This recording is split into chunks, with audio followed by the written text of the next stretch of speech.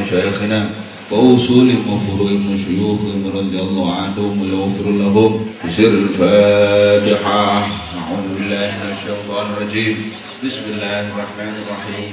الحمد لله رب العالمين الرحمن الرحيم مالك يوم الدين. أستغفر الله العظيم. أستغفر الله العظيم.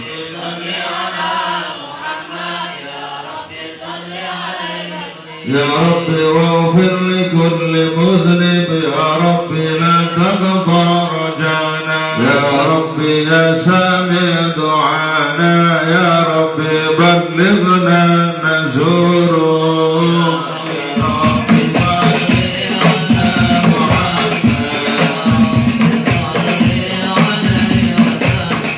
يا رب تعشانا بنوره، يا رب واهدنا بهذا، يا رب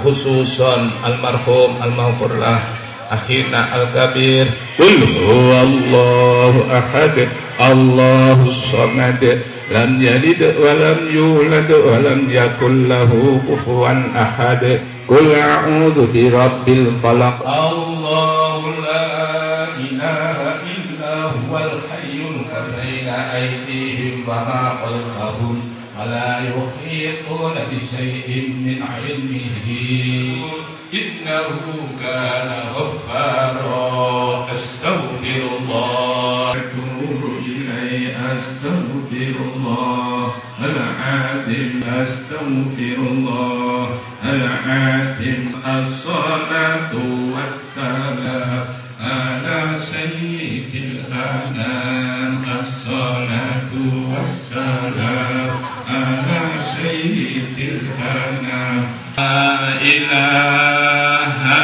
إلا الله لا إله إلا الله حي المقصود لا إله إلا الله لا إله إلا الله صادق الوعد الأمين لا إله إلا الله الأمان اغفر لنا وارحمنا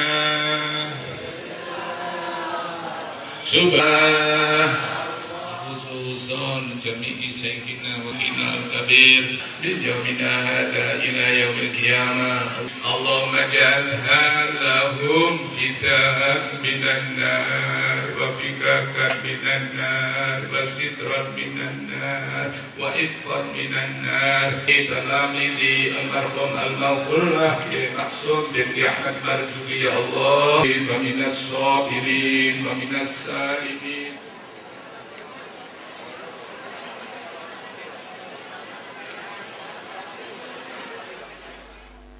Kepada yang terhormat Hadratu Ami Kiai Haji Hashim Ahmad, Dumateng yang terhormat Ibu Nyai Fatimah Zahra, kepada yang terhormat para kiai, para alumni, mutakharijin dan mutakharijat Ma'hadin Al-Karim Al-Hidayah yang berbahagia, ugi sedaya hadirin tamu undangan ingkang sempat hadir wonten menika majelis. Alhamdulillah wa syukurillah, walaupun dengan berlepotan, walaupun dengan keadaan yang apa adanya kita bisa bertemu, mengenang kembali apa yang telah kita terima di Pondok Pesantren Al Hidayah. Kula lan panjenengan muga-muga bener mlebu dawuh Allah Subhanahu wa taala dengan menjadi santri dari Pondok Pesantren. Pagi tadi tafsir sing kula waos krana tafsir Jalalain tinggalane almarhum Rumin pun khatam, ganti kula waos tafsir Munir, enten sing ngarani Murah Labid, enten sing Marah Labid macane. Ayate pas akhir surat Fatah. Ayate dawuh Allah dipun kandhakaken Kanjeng Nabi Muhammad sallallahu alaihi wasallam, walladzina ma'ahu asyidda'u 'alal kuffari ruhama'u bainahum tarahum ruk'an sujadan, dan seterusnya. Burine niku enten dawuh ngeten, umat Kanjeng Nabi niku diungkapkan kazar'in akhraja syat'ahu fa'azarahu fastaghlata fastawa ala suqihi yu'jibuz zurra'. Kanjeng Nabi duwe murid sahabat sekaligus maratuwa Sayyidina Abu Bakar, wonge kalem, selalu bisa memberikan support teng Kanjeng Nabi. Enten murid sahabat jenenge Sayyidina Umar kaweras kagu. Enten murid sing isinan tidak selalu tampil di depan umum, duwe tok sing ngomong, enten Sayyidina Utsman ibni Affan. Enten sing murid nggih pelan tapi pasti niki sing ruk'is sujud, nggih niku Sayyidina Ali, wong sing tansah ahli ibadah. Sayyidina Umar duwe murid anak-anake, duwe murid mata rantai. Sayyidina Utsman duwe murid mudun-mudun. Sayyidina Umar duwe murid mudun-mudun. Sayyidina Ali duwe murid macam-macam. Lek kula sementara nyimpulno, mata rantai untuk mempertahankan agama Islam boten enten dalan liya kejaba mondok. Sebab mondok niki sing niru Kanjeng Nabi Muhammad sallallahu alaihi wasallam. Lah yen napa ana murid bagian kaya Sayyidina Abu Bakar, enten murid bagian kaya Sayyidina Umar. Napa? Kaya sampean nak pun eling ngeten iki bareng wis tuwek wingi enten sing nyuwun sewu. Ya napa sih Gus, anak kula niku kok mbok wulet ae batinku. Wa mayyushabi abahu famadzalam. Lah bapakne biyen sapa? Lah ibune biyen sapa? Nggih ngoten niku. Enten murid kados dene sahabat wonten tafsir keterangan itu dipun kandhakaken murid niki modele macam-macam. Enten sahabat Suhaib, enten sahabat Bilal, niki sing dikandhakaken tafsir niku wau artine ruk'is sujud. Penggaweane sing diisoki nggih mek rukuk tok niku, artine wong sing selalu berada di lapisan bawah tidak harus menonjol ke depan. Panjenengan kabeh biyen tau dadi murid Ki Maksum. Enten sing bagian menek po. Ana sing bagian menek po. Karena sakniki po teng pondok niki mboten enten, sing enten klopo. Winginane klopo kajengi kula ken ngunduk-undun klopoe pun telas. Sapa yang njupuk? Wau larare roan. Kon padha dene. Anake sapa tak delok. Oh anjene bapakne biyen kene padha wae. Para bapak, para sedherek ingkang mulya alumni, menyesuaikan munasabah kali perkembangan zaman. Sakniki kula lan panjenengan saya berhadapan dengan aneka macam hal sing terkait dengan keagamaan. Ana jenenge aliran sakniki Salafi. Rodok gandeng titik. Lek biyen diarani Wahabi, sakniki diarani Salafi. Lek saniki pun berkembang lagi menjadi ahli sunnah. Senengane pokoknya tahlil wa ala alihi mudun lemah ing kepan wis gak ono contone iki Kanjeng Nabi kabeh. Hanya satu yang bisa menandingi. Napa rupane? Sing iso nandingi niku hanya kalau kula lan panjenengan bener-bener anak kula lan panjenengan kudu carane Kanjeng Nabi Muhammad sallallahu alaihi wasallam. Napa rupane? Dipondokno. Mboten kok kula promo pondoke cek mboten. Lek pondoke kula promo pondoke cek akeh santrine tambah gopoh. Lah wong sakniki wingi mangkane sampai sempat alumni Ummah Pak Mustoam CS ya napa lek lar-lare dimintai sumbangan. Terserah kalau sampean yang minta, kalau saya enggak. Lek sampean minta, anak-anak memberi, kanca-kanca memberi, monggo. Alhamdulillah berdiri bangunan di Pondok Putri menjadi 3 lantai. Lek biyen jedinge sekawan, dan ini jedinge luwih teko 20. Dadi adus sak jinabate dadi siji. Sing lanang nggih ngoten gopo, malih mboten enten kelase. Mboten kula mboten krana promo niki, tapi itu adalah perlu. Kula lek promo terus krana supaya mondokno kene kabeh gopo. Iso-iso mangke wong ketegan protes. Napa oh? Lah tanahe teko pundi maneh ana kuburan kosong jare. Bisa kuburan ditingkat ndukure gawe pondok niku. Sing nisor santri sing pun mati, ndukur santri sing urip tadi. Niki ingkang kula lan panjenengan sedaya mampu untuk melindungi. Sebab napa lek ngingeti guru kita muassis hadal ma'had Hadratu Ammi Kyai Maksum, Hadratu Jaddi Kyai Ahmad Marzuki yang lebih di atasnya. Apa yang diberikan, yang dicontohkan ini perlu dan tidak perlu mengatakan banyak kata-kata. Kata-kata itu kok urusan riwayat, tapi contoh ini yang paling perlu. Ono kerase, nggih ono welase, lah ngoten nah.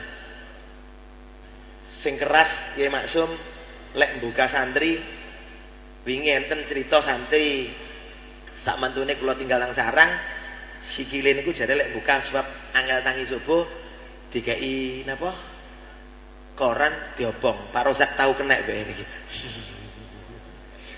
Satu contoh enten sing santri cerita bahwa dia selalu diajak makan bersama dengan Hadratu Ammi. Enten sing macam-macam itu nggak kita ketemukan dalam dunia pendidikan kejaba wonten pondok pesantren.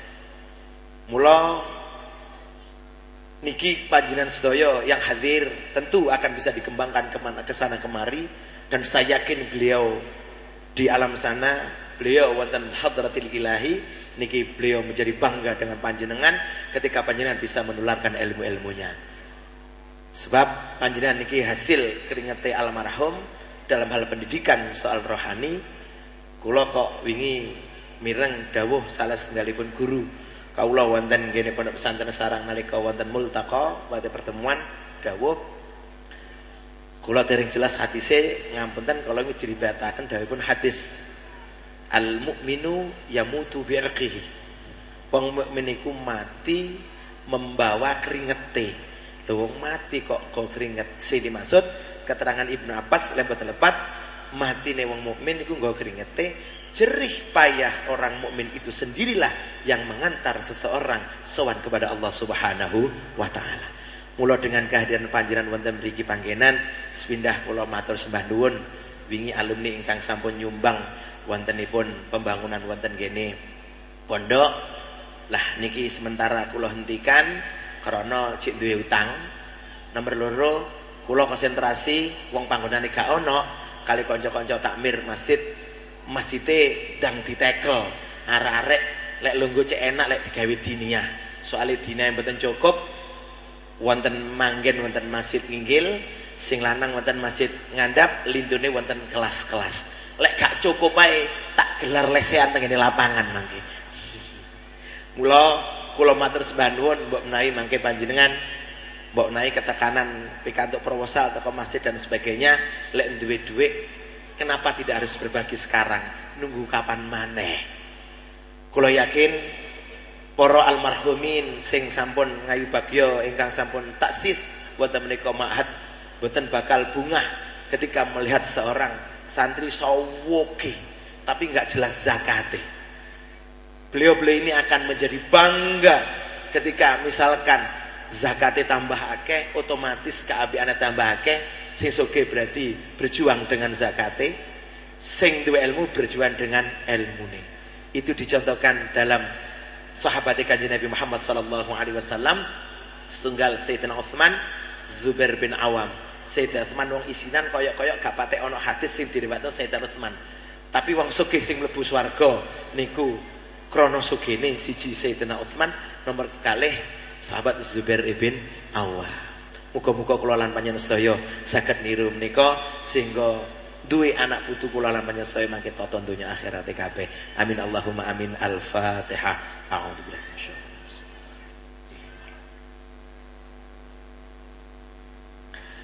Salajengipun kula nyuwun matur sembah lan nun aku pangapunten dumateng mangke ingkang badhe maringi pengaosan wonten menika panggenan panjenenganipun menika khirij utawi lulusan saking panjenenganipun Kyai As'ad. Banyak sekali melanglang buana yang mbak ini santri tulen tapi sempat sekolah di Kanada dan membuka wacana mangke sageta nika menjadi sebuah pijakan kangge kula lan panjenengan sedaya khususnya para alumni untuk lebih berkembang dan berkembang. Amin Allahumma amin. Binjing malih nek badhe kepingin nyumbang nambahi pondok monggo. Dene mangono amplop sampe isine alhamdulillah. Lek amplope digawa mulih lak tempuk karo amplop sampeyan malih dadine. Mekaten saking kula nyuwun agen mengapunten sepidah kesupen. Alhamdulillah berkat doa panjenengan sejak tahun kemarin wonten Pondok Pesantren Hidayah dibuka wau sing promo teng ngarep kuliah sementara menika tasih S1 mahasiswane kula yang pertama tapi gak tahu kuliah sebab dosene murid kula. Dadi cekak sampai napa jenenge gudel napa pedet nyusuh. Nggih, mboten ngaten. Alhamdulillah sampun mahasiswa ada 70. Sementara memang menjadi kelompok belajar bimbingan konseling wonten isian daftar hadir kalau wau kula nyuwun ada data kegiatan panjenengan di pendidikan. Maksud kula lek panjenengan ngayo napa mengasuh MI atau madrasah sanawiyah nanti bisa ada hubungan lebih lanjut kangge lare-lare PPL supaya bisa mengangsu kawruh dumateng panjenengan juga menjadi praktek langsung. Syukur-syukur lek sampean wis anak gede boto mantu sampean pek mantu pisan. Alhamdulillah menjadi hubungan simbiosis mutualisme. Amin Allahumma amin. Assalamualaikum warahmatullahi wabarakatuh.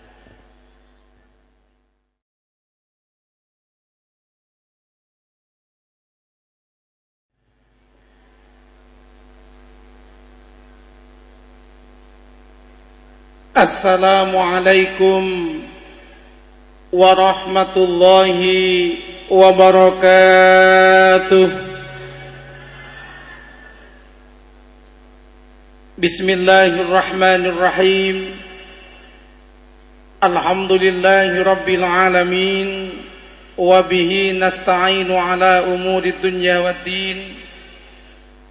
Wassalatu wassalamu ala sayyidil anbiya wal mursalin sayyidina wa syafi'ina Muhammad wa ala alihi wa sahbihi ajma'in. Amma ba'd. Sadatil aiza, para alim ulama, para masyayikh, para yai, ibu nyai ingkang kaula hormati, kaula ta'zimi lan kaula taati. Wabil akhas sahibul ma'had Kiai Haji Muhammad Syafiq Misbah, Kiai Haji Hashim Ahmad, dan semua kiai yang namanya tidak saya sebut satu-satu tanpa mengurangi rasa hormat. Hadirin hadirat rahimakumullah. Alhamdulillahirabbil alamin. Kaula lan panjenengan muji syukur dumateng Allah. Hari ini ditakdirkan oleh Allah menyambung hati dengan almarhum almaghfurlah Kiai Haji Ma'sum Ahmad. Semoga kula lan panjenengan sedanten oleh Allah senantiasa dikumpulkan di golongan orang-orang yang mendapatkan rahmat dan ridha Allah Subhanahu wa taala. Mencari kiai sekarang sulit, tapi ternyata ketika sulit sak menika kata kiai ingkang dipun pundhut Allah taala. Tahun 2012 mulai bulan Januari, kiai-kiai besar yang meninggal sudah ada 12. Mulai Yai Abdullah Faqih sampai Yai Fawaid As'ad, Yai Yahya Kediri, Yai Sofyan Situbondo, jumlahnya yang meninggal sudah ada 12. Sementara artis yang meninggal tasik setunggal, Olivia. Padahal artis niku gantosipun kata, ingkang badhe ganti artis niku kata, calon artis kata, yang mati cuma satu. Yang mau ganti ulama itu sulitnya minta ampun. Pengkaderan ulama, wonten pengkaderan ulama malah jalan-jalan, ternyata ingkang dipun pundhut Allah niki ulama kata, Masya Allah. Oleh karena itu kita bersyukur hati kita masih disambungkan dengan acara haul ini. Alhamdulillah hati kita masih diparingi ta'zim terhadap alim ulama. Yang ta'zim kepada ulama itu dawuh pun Sayyid Muhammad Al-Maliki Al-Hasani, beliau mengatakan ta'zim kepada ulama itu termasuk kepada ta'zim sya'airallah. Ketika beliau mengatakan wa may yu'azzim sya'airallah fa innaha min taqwal qulub, beliau menyebutkan wa min a'zami sya'airillah al-ilm wal ulama. Termasuk tanda-tanda orang yang hatinya takwa kepada Allah adalah orang yang dalam hidupnya ta'zim kepada syiar Allah.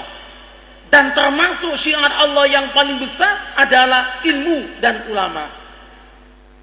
Oleh karena itu kita harus menjaga tradisi ini. Kita harus menyambung hati kita dengan para alim ulama.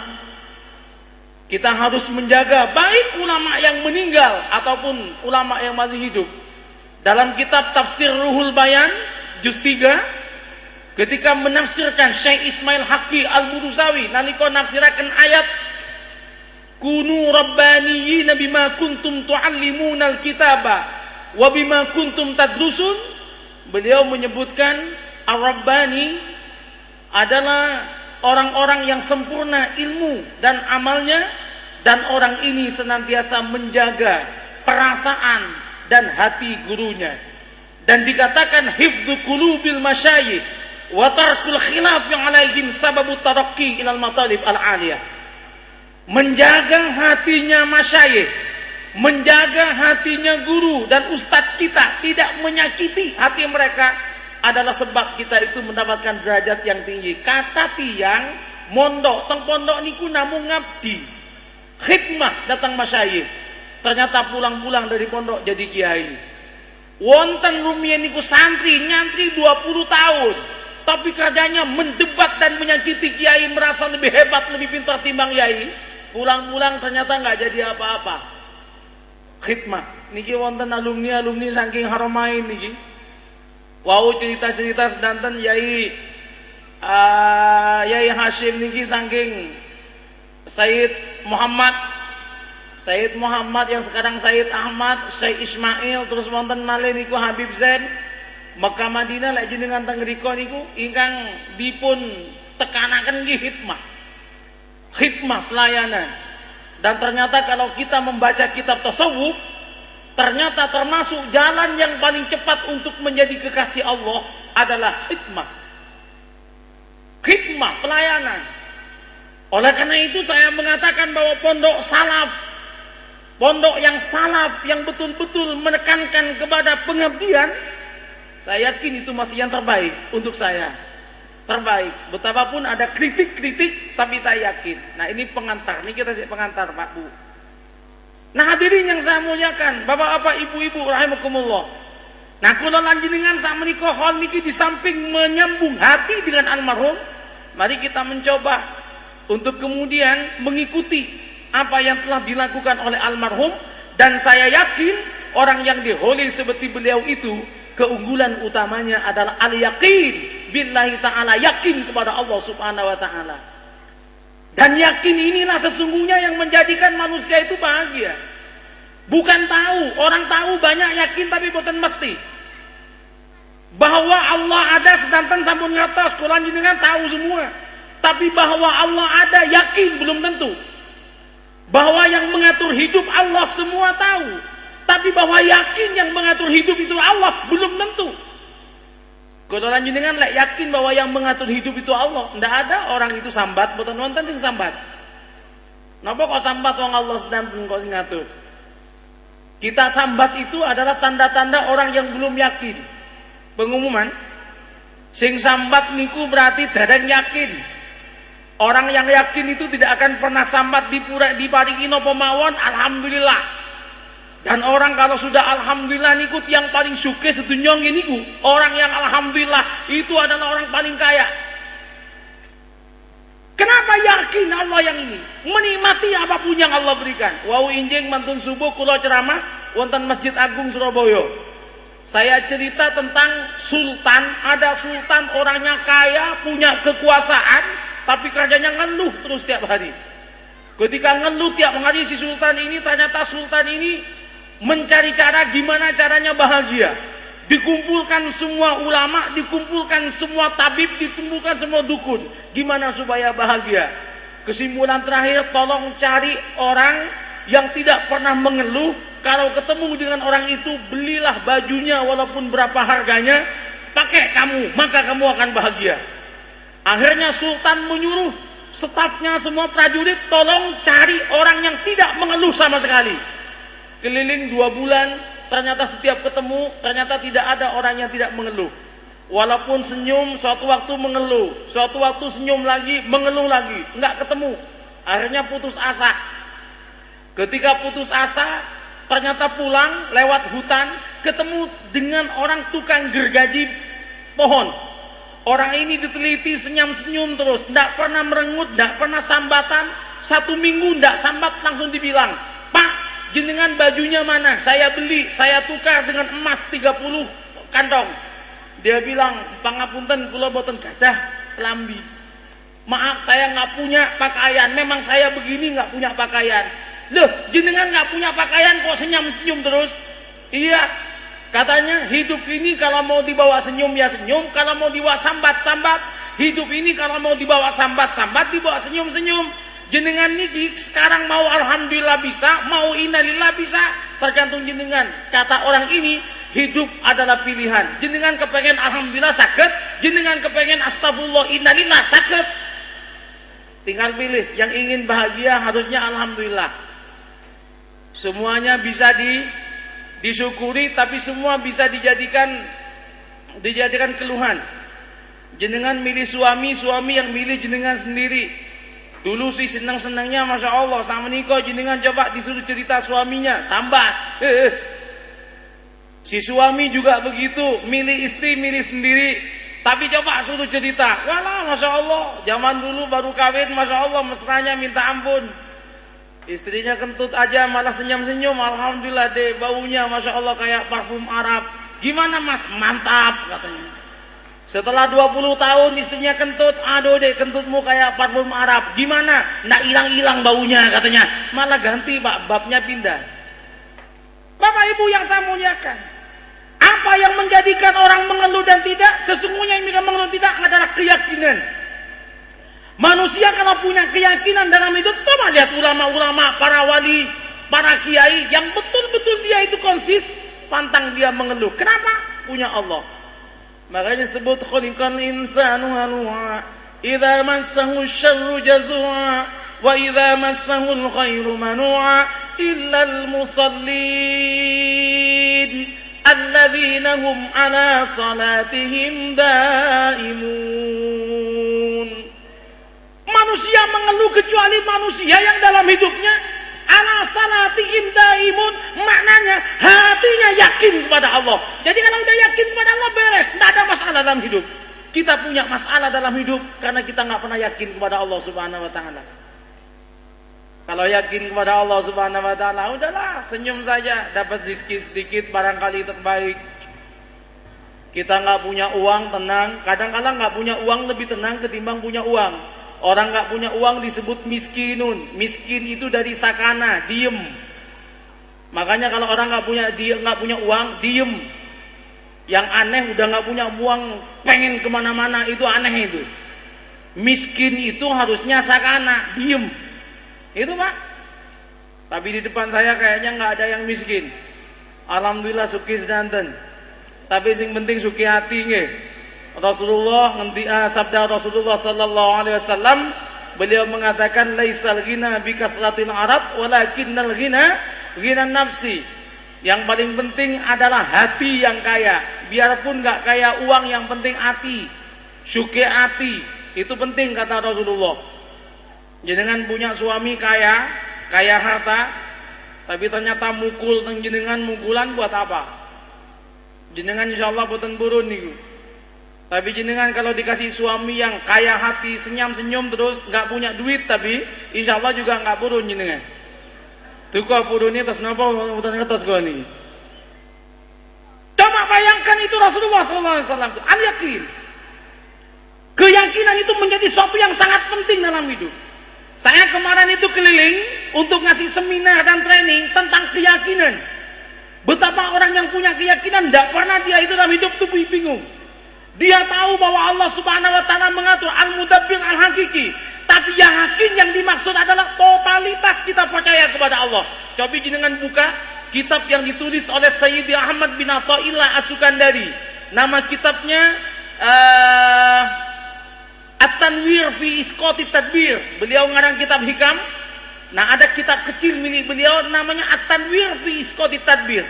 Di bagian depan dia mengatakan, barang siapa mengatakan raditu billahi rabba wa bil islami dina wa bi Muhammadin nabiyya, barang siapa yang mengatakan saya ridha Allah sebagai Tuhanku, saya ridha Islam sebagai agamaku, saya ridha Rasul Nabi Muhammad sebagai Rasul, kata-kata dia itu hidupnya sudah aman, berada dalam jaminan Allah Subhanahu wa taala.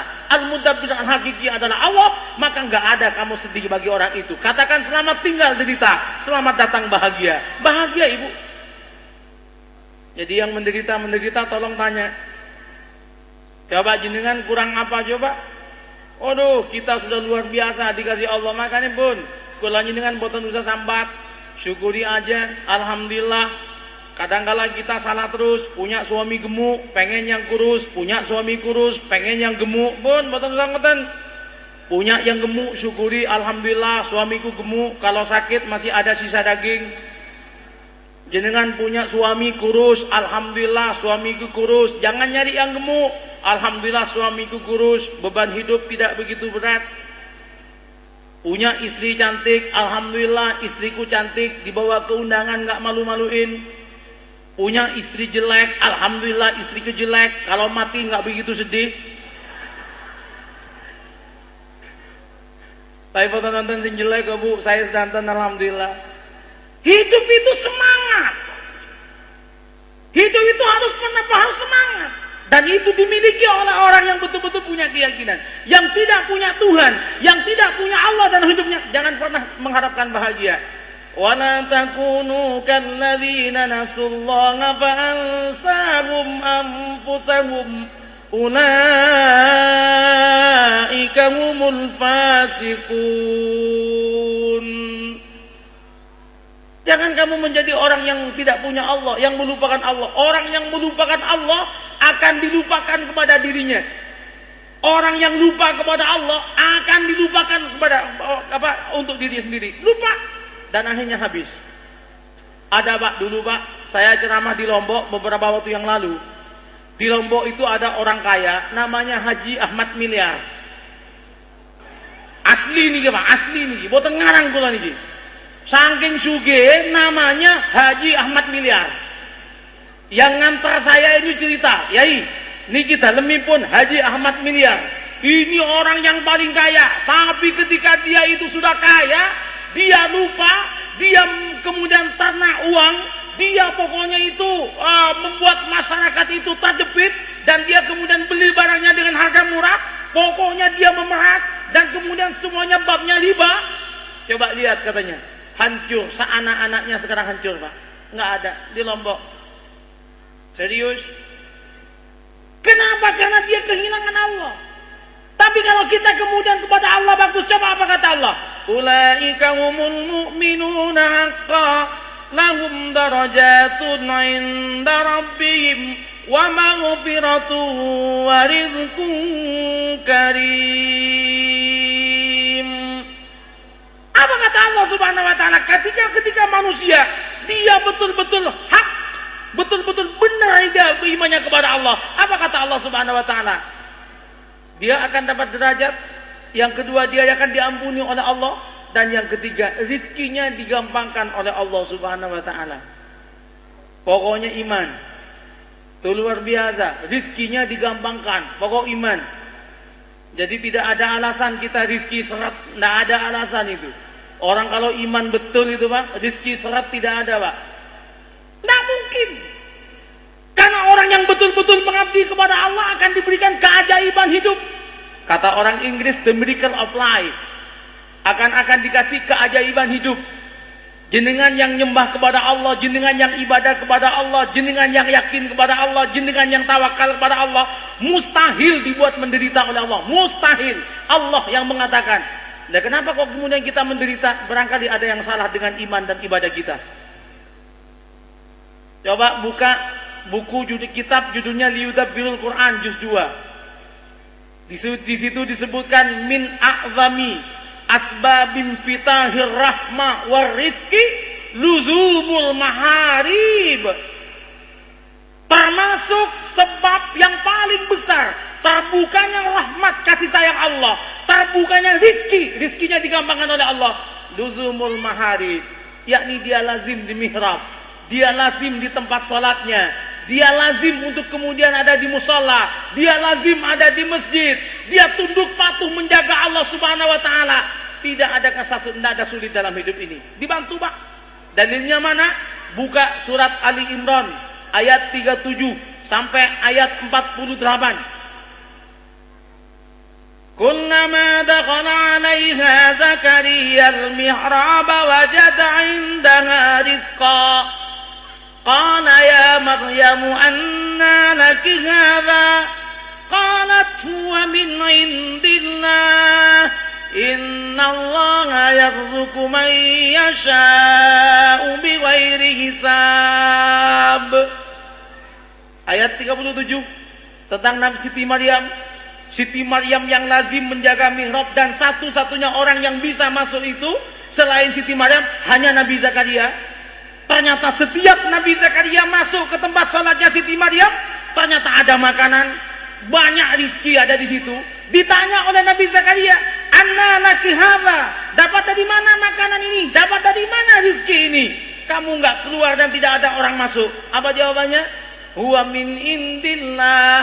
Ini semua dari Allah. Innallaha, sesungguhnya Allah yarzuqu, memberikan rizki siapa? Allah. Man, kepada orang yasha'u, yang berkehendak Allah, biwairi hisab, tanpa perhitungan, tanpa diduga. Coba bayangkan, orang tidak kemana-mana sholat dapat rezeki. Jenengan cobi mangke Pak teng masjid, tidak usah pulang 3 hari 3 malam, insya Allah ada yang ngantar makanan. Inggih tonggo jenengan sakno rek iku gak mulai-mulai rek. Inggih tapi namun makanan. Coba bayangkan Siti Maryam tidak pakai apa-apa, datang rizki itu Allah, dan dia punya keyakinan innallaha yarzuqu may yasha' biwairi hisab. Kalau Allah berkehendak tanpa diduga, kaya. Jadi kalau pengen kaya kudonan jenengan sudah, ayo luzumul maharib. Semakin orang tuh mengejar dunia, kadang nggak semakin kaya tapi semakin miskin. Tapi semakin kita mendekat kepada Allah malah semakin kaya. Rizki niku boten saged ditebak. Siapa yang mau nebak rizkinya Ponari? Jenengan tasik tebang, tasik imut Ponari Jombang. Siapa yang nyangka Ponari mau kaya? Ponari dulu tuh miskin, bapaknya miskin, rumahnya jelek, ndak ada yang nyangka kaya. Katanya dapat batu petir. 2 bulan uangnya 2,1 miliar. Dapatnya batu petir. Makanya lek wonten petir jenengan ndak usah masuk ke dalam, cari barangkali ada batu. Iya, perkara nasibnya beda, memang nasib beda-beda Pak. Takutnya jenengan kayak orang Bangkalan itu matinya mati tersenyum. Ditanya sama dokter, lah ini kok matinya tersenyum? Enggak dokter, ada kilat, dikira mau difoto, senyum, ternyata petir Pak. Habis dia Pak. Mati ini mati senyum. Siapa yang nyangka ponari itu? Siapa yang menyangka itu? Ada tetangga saya 5 tahun yang lalu adalah pembantu rumah tangga. Dia adalah penjual sendok. Sekarang dia ngutangi majikannya. Sekarang dia omsetnya miliaran. Seorang anak yang luar biasa, anak yang tangguh. Dia itu mencoba mengangkat derajat orang tuanya. Ternyata dia dimuliakan Allah. Dalam waktu 8 tahun omsetnya luar biasa. Sekarang orang tuanya dihajikan, anaknya dihajikan, karyawannya dihajikan, mbahnya diumrohkan, uang datang sendiri. Saya tanya, Dek, kok bisa Dek kayak gitu? Nggak tahu Mas. Allah itu kalau berkehendak kayaknya memang tidak bisa ini. Uang datang sendiri katanya. Coba bayangkan. Tapi kalau ini torikohnya toriko orang tua. Adik-adik, mas-mas yang punya orang tua, ternyata orang tua ini juga menjadi sebab kita itu kaya. Nanti tak kasih tahu jenengan itu. Ada ceritanya ini, ada ceritanya itu. Ada ceritanya. Tapi yang jelas coba yang pertama, luzumul maharib. Kita di luzumul maharib saja. Salat kita dijaga, pengabdian kita dijaga. Coba berangkat ke ayat berikutnya tentang Nabi Zakaria.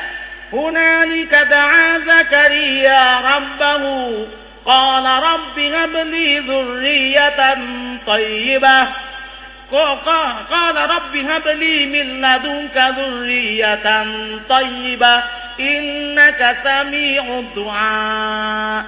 Nabi Zakaria minta kepada Allah, ya Allah tolong ya Allah, berikan kepadaku dari sisimu anak keturunan ya Allah, yang baik ya Allah, yang kualitas ya Allah. Yang diminta itu yang kualitas baik. Kalau kita kan enggak, ya Allah kalau punya anak tolong kayak artis ini ya Allah, yang cantik gitu loh ya Allah. Tapi kalau dia enggak mintanya itu minta kualitas batin, dzurriyyatan thayyibah, innaka sami'ud du'a, sesungguhnya engkau mendengar doa. Sami'ud du'a dalam Al-Quran cuman ada 2. Yang pertama Nabi Ibrahim, innaka antas sami'ud du'a. Nomor 2 Nabi Zakaria, innaka sami'ud du'a. Ternyata gimana?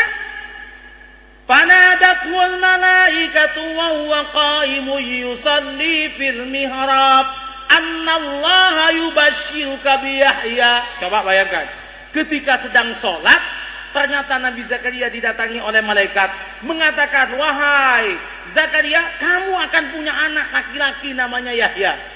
Kaget Nabi Zakaria, bagaimana aku punya anak? Saya sudah tua. Bukan hanya tua, istriku mandul. Istrinya mandul, Nabi Zakaria uban. Bagaimana punya kayak ini? Dijawab, di situ dikatakan, kadzalika yaf'alullahu ma yasha. Kalau Allah berkehendak, tidak ada yang mustahil, dia akan terjadi. Uban, istrinya mandul, masih punya anak.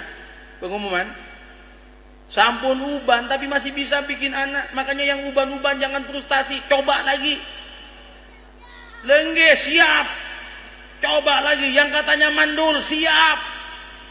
Iya, Allah yang bikin, dibilang mandul. Nah ini hebatnya Nabi Zakaria. Walaupun menurut akal tidak mungkin, tetap berdoa. Persis Nabi Ibrahim dengan Siti Sarah. Nabi Ibrahim sama Siti Sarah kan gak dapat, lama gak dapat, sampai sepuh, sampai tua. Kemudian ketika udah tua, malaikat Jibril datang namu ke Nabi Ibrahim. Wahai Ibrahim, kamu sebentar lagi akan punya anak laki-laki. Kamu akan punya anak dengan siapa? Dengan ini, dengan Sarah ini. Dia akan punya anak. Siti Sarah di dalam dengar ada tamu ngomong gitu, ketawa-ketawa. Ketawa gitu kan. Mana mungkin aku punya anak. Setelah tamunya pulang tanya, Mas Ibrahim, itu siapa tadi tamunya? Itu malaikat Jibril. Wah, masa betulan kita akan punya anak? Ya lihat aja, ternyata hamil. Makanya namanya Ishak. Ishak itu bahasa Ibrani. Ishak artinya yang membuat orang tertawa. Karena tadi ketawa-ketawa, namanya Ishak.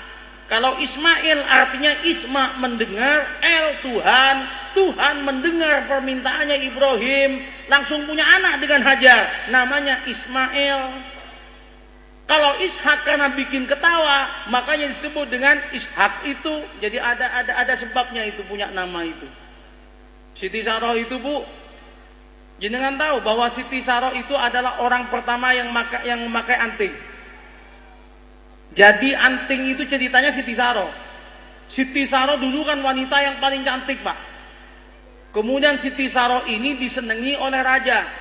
Ketika disenangi oleh raja, sama Ibrahim telinganya dilobangi. Zaman dulu wanita yang telinganya berlobang itu berarti kelasnya kelas budak, tidak akan dikawin sama raja. Ketika besoknya ketemu sama raja, raja kaget, lah cantik-cantik kok telinganya berlobang. Mundur raja. Siti Saro protes sama Nabi Ibrahim, wahai suamiku, kenapa engkau lobangi telingaku? Aku kan bukan budak. Nabi Ibrahim mengatakan, lebih baik telingamu berlobang tapi engkau tetap di pangkuanku, ketimbang telingamu tidak berlobang tapi kau lepas dari diriku. Romantis nih Pak Ibrahim, Pak. Tapi karena Nabi Ibrahim itu sayang sama istrinya, takut dikira budak, maka lobang telinga itu langsung dibelikan emas, dipasang, jadilah anting. Jadi anting pertama kali di dunia adalah Siti Saro. Kalung, gelang itu pertama kali orang Cina. Orang Cina itu wanitanya dikasih gelang sama kalung biar nggak jalan kemana-mana, dikasih tali. Talinya sekarang jadi emas. Jadi wanita yang pakai kalung harusnya nggak boleh kemana-mana. Tapi wanita sekarang nggak kemana-mana kalau nggak kalungan. Coba bayangkan. Aduh, keluar dari filsafatnya ini.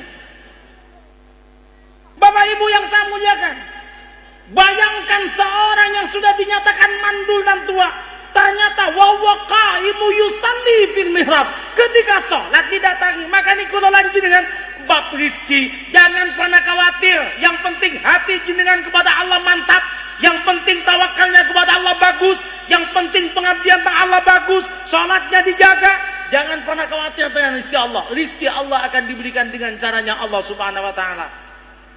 Akan diberikan. Yang penting kalau jenengan taat. Saya banyak tanya kepada orang-orang sugih itu.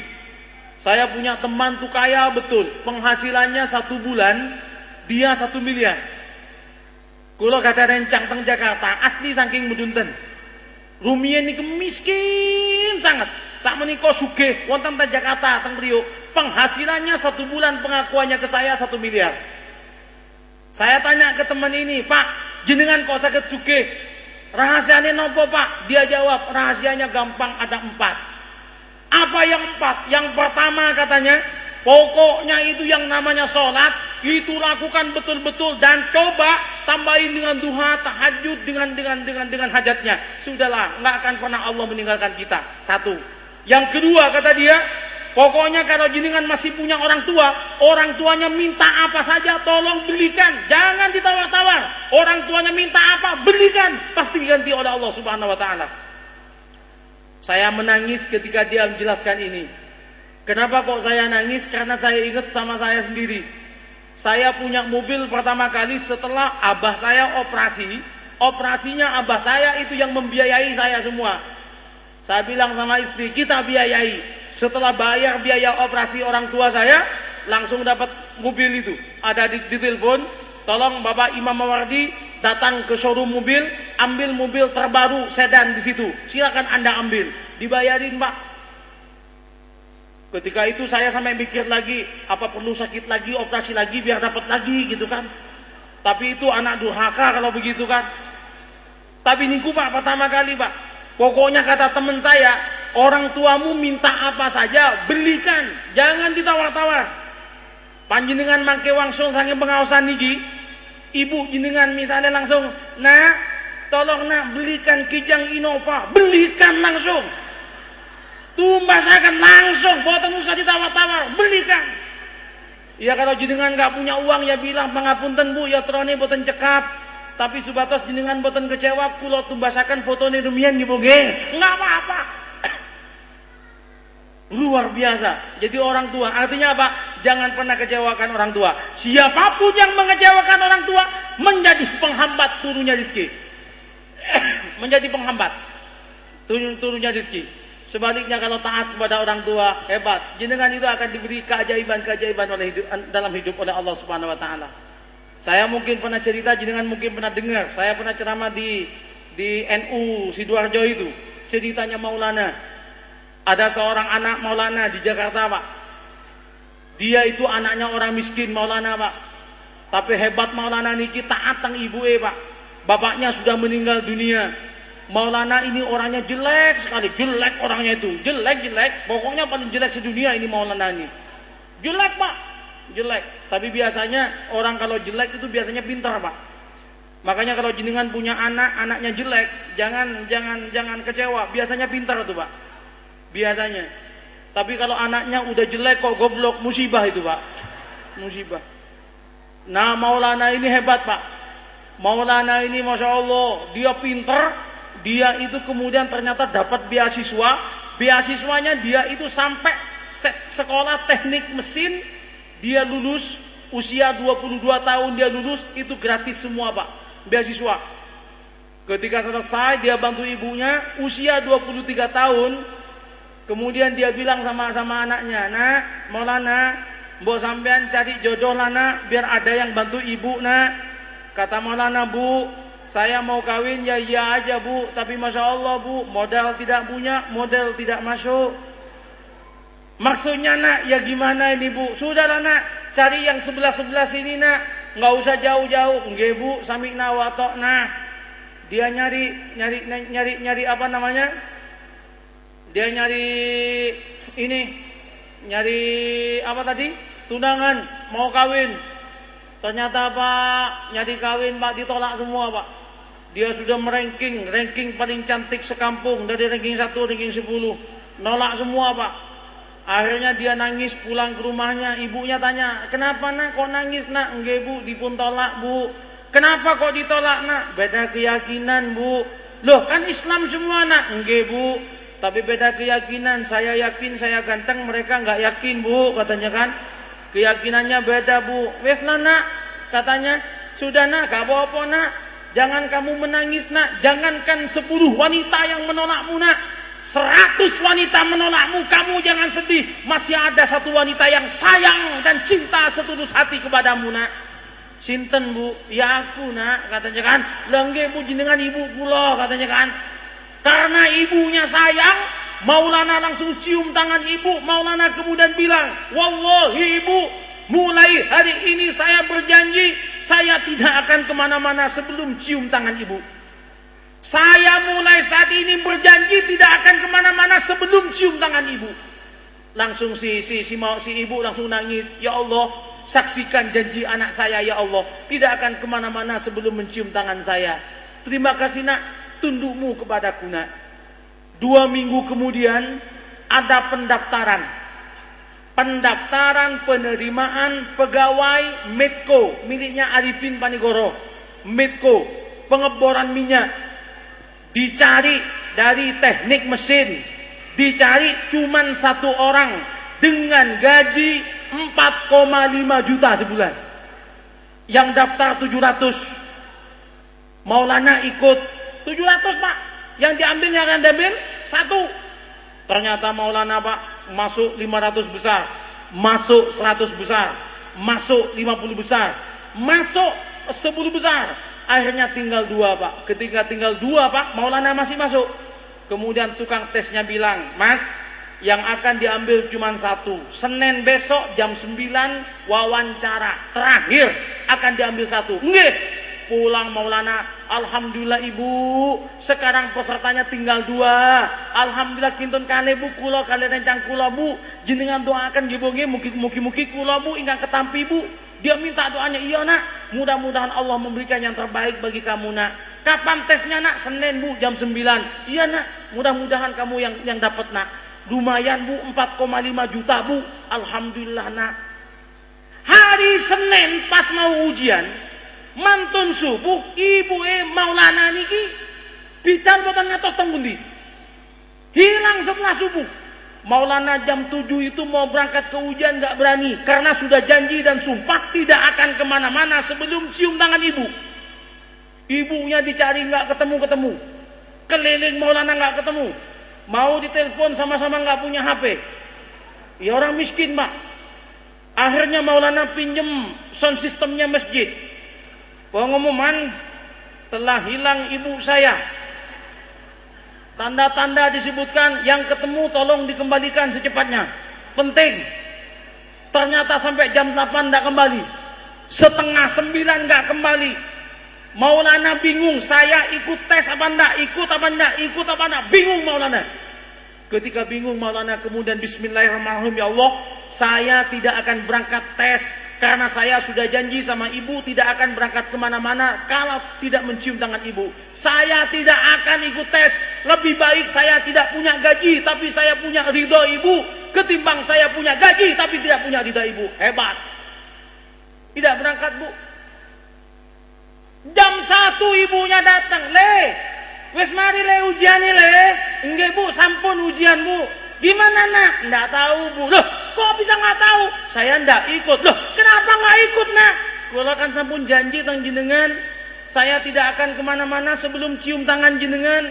Ternyata jenengan tadi enggak ada, karena jenengan enggak ada, maka saya nggak berangkat. Lebih baik saya punya ibu, walaupun tidak punya gaji, ketimbang saya punya gaji tapi tidak punya ibu. Ibunya langsung nangis. Ya Allah, tolong ya Allah anakku ya Allah. Anakku taat ya Allah, tolong ya Allah, berikan yang terbaik bagi anakku ya Allah. 2 minggu kemudian pengumuman. Ternyata ketika pengumuman, yang diterima adalah yang ikut tes. Yang diterima yang ikut, lengge Pak, penonton kecewa.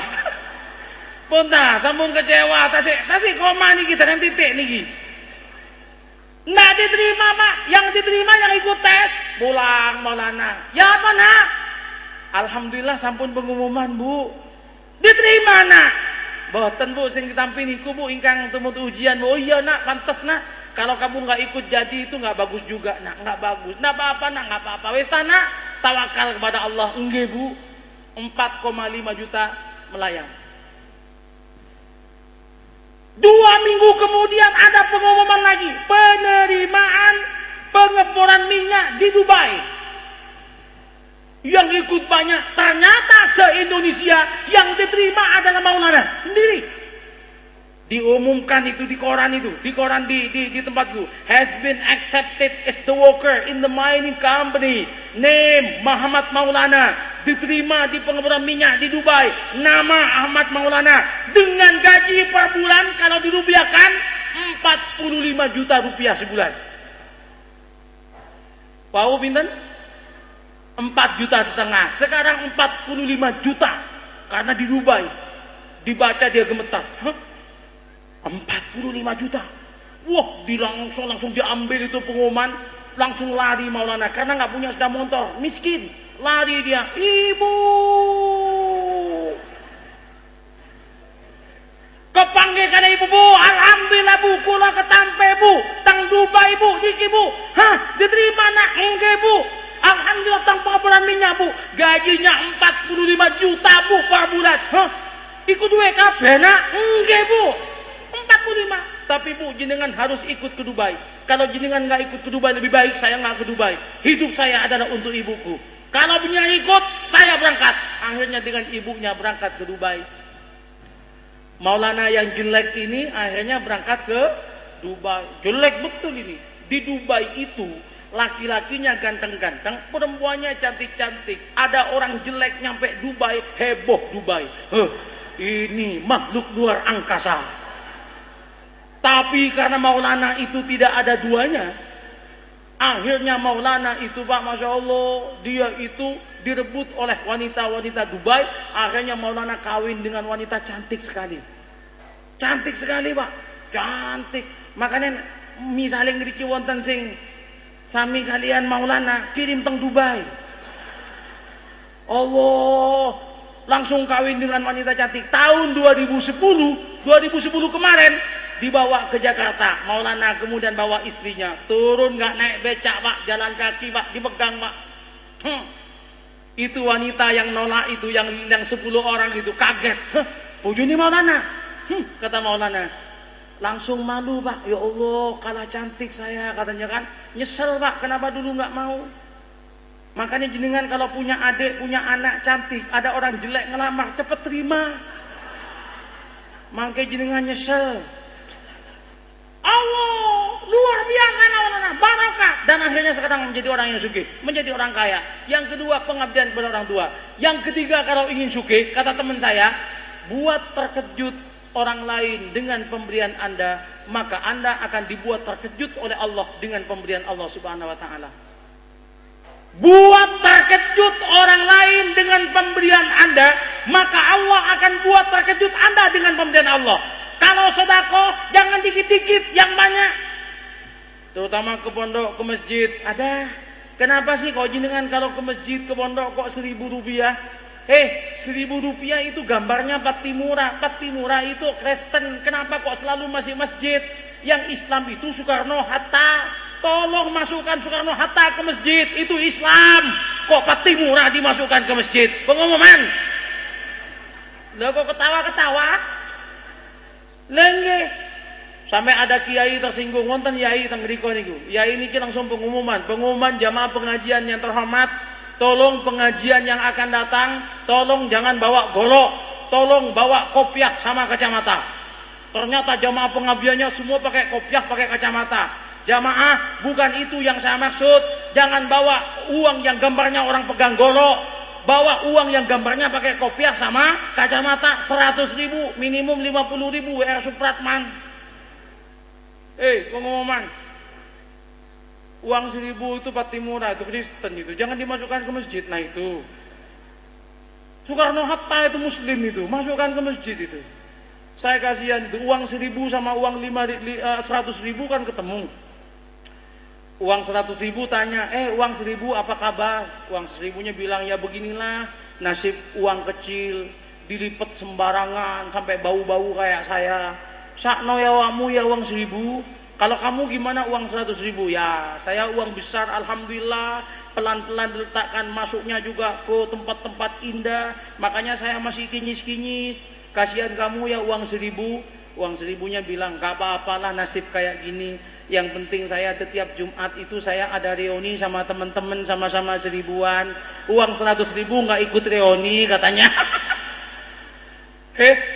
Tersinggung. Bikin terkejut orang lain dengan pemberian Anda, maka Allah akan bikin terkejut Anda dengan pemberian Anda. Betul itu? Betul itu, Ibu? Kalau ada pengemis, jenengan kasih 100 rupiah, pengemis nggak kaget, 100. Tapi coba ada pengemis, jenengan kasih 100.000. 100.000? Kaget. Wow, dapat jenengan, dapat damprat. Langsung dimarahin sama suami. Nanya sendiri, Bang Amit dikasih 100.000, nggak tahu sudah jadi uang. Wah udah mulai perang bubat. Bapak Ibu yang saya muliakan, ini kata teman saya itu. Teman saya seperti itu. Teman saya seperti itu. Makanya sekarang suge kaya, luzumul maharib, luzumul maharib. Tolong itu dijaga itu, luzumul maharib. Manusia kalau sudah luzum seperti itu, apa yang mustahil? Nggak ada. Jaminan Allah. Innal ladzina qalu rabbuna Allah tsumma istaqamu tatanazzalu alaihimul malaikatu alla takhafu wa la tahzanu wa abshiru bil jannati allati kuntum tu'adun. Coba kata Allah Subhanahu wa taala, bahagia. Tapi kalau Allah dilupakan, faman a'rada 'an dzikri fa inna lahu ma'isyatan dhanka wa nahsyuruhu yawmal qiyamati a'ma qala rabbi lima hashartani a'ma wa qad kuntu basira qala kadzalika atatka ayatuna fanasitaha wa kadzalikal yawma tunsa. Orang kalau lupa kepada Allah, tidak ada kamus kebahagiaan. Makanya kalau jenengan misalnya kalau jenengan tasik menderita, sekarang masih menderita, tapi iman kepada Allah bagus, tunggu saja, pasti akan diberikan oleh Allah Subhanahu wa taala. Kalau jenengan saat ini bahagia, tapi jenengan jauh dari Allah Subhanahu wa taala, jangan sombong. Itu pengantar untuk datangnya musibah besar bagi kita semuanya. Itu pasti, Pak, pasti. Semoga hati kita senantiasa mahabbah kepada Rasulullah dan mengikuti sunnah Rasul, insya Allah akan mengantarkan kita untuk menjadi orang yang husnul khotimah dalam kehidupan. Semoga Allah senantiasa mengikat tali batin kita dengan Rasul dan kepada alim ulama kepada para masyayikh yang telah mendahului kita, semoga kita senantiasa berada di jalur mereka. Seperti doa kita, Rabbim famfa'na bi barakatihim wahdinal husna bi hurmatihim wa amitna fi tariqatihim wa mu'afatin minal fitani. Kita berharap kita berada di kelompok itu, dan insya Allah dengan kegigihan dan istiqomah kita dalam agama ini, insya Allah kulanya dengan akan mendapat bimbingan dari Allah Subhanahu Wa Taala. Makatan renungan hari ini tidak usah panjang-panjang, direnungkan, dipikir. Semoga ada manfaat untuk kita semuanya. Al-afu minkum. Assalamualaikum warahmatullahi wabarakatuh.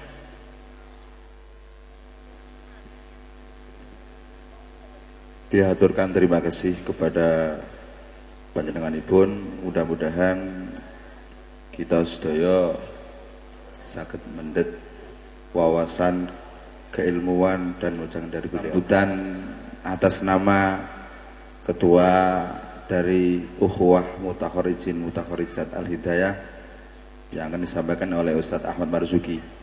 Kepada Ketua Ummah dipersilahkan. Assalamualaikum warahmatullahi wabarakatuh. Bismillahirrahmanirrahim. Alhamdulillah, assalatu wassalamu ala rasulillah la alihi wa ashabihi wa mawalah, la hawla wa la quwata illa billah. Amma ba'd.